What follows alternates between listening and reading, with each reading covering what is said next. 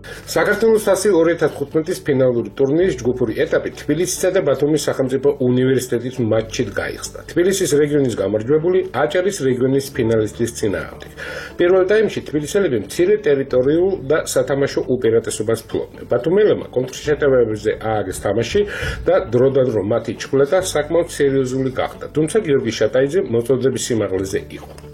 მშვენივრად ჩაატარა მთელი შეხვედრა აჭარელთა კარის დარაჯმა, შოთა გეგიძემაც. ერთი სიტყვით ორივე გუნდიდან მეკარეებმა განსაკუთრებული ყურადღება მიიქცია და სწორედ მათი დამსახურებაა, რომ მატჩის ბედი მხოლოდ მიწურულს გადასცა. ანგარიში შეხვედრის 34 წუთზე გაიხსნა. თავი თბილისელთა მე-9 ნომერმა გურამ მამაცაშვილმა გამოიჩინა. ერთი წუთის შემდეგ ვატომ ჟავანაძეს მეორე ბურთი გააგზავნა თბილისი 2-1 იგებს. ბათუმელებს იმედი მას მერე გაუჩნდათ, რაც ამირან დევაძემ 37 წუთზე მინიმუმამდე შეამცირა. 1-2, თუმცა იქვე გურამ მამაცაშვილმა მათ იმედს ცივი წყალი გადაასხა 3-1 და თბილისმა პირველი გამარჯვება ჩაიწერა სატურნირო ცხრილში.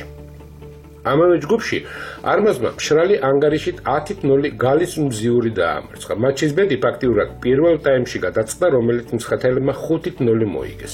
მეორე ტაიმის, რა თქმა უნდა, მათი კარნახით მიდიოდა და საბოლოოდ ფავორიტმა იოლ გამარჯვებას მიაღწია. მეორე ჯგუფში საინტერესო იყო საქართველოს 21 წლამდელთა შეხვედრა აფხაზეთთან. ახალგაზრდებმა დავით წინწყალაძისა და თორნიკე თუთაშვილის დავალებები ზედმიწევნით შეასრულეს და საქართველოს ჩემპიონატის ერთ-ერთ გამორჩეულ გუნდს გამარჯვების არავითარი შანსი არ დაუტოვეს. მიუხედავად იმისა, რომ დავით ჯაფარიძემ აფხაზეთი მეორე წუთზე დააწინაურა. უნდა აღინიშნოს, რომ ეს იყო 21 წლამდელთა ნაკრების პირველი მატჩი. ახალგაზრდებს თითქმის მთელი ტაიმი დასჭირდათ ანგარიშის გასათანადებლად.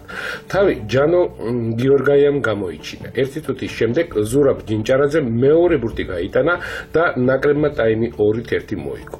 მეორე ნახევარიც მათი უპირატესობით წარიმართა და საბოლოოდ აფხაზეთს კაპიტულირება მოუხდა 1-6. ჯგუფური ეტაპის მეორე ტური 3 მაისს გაიმართება.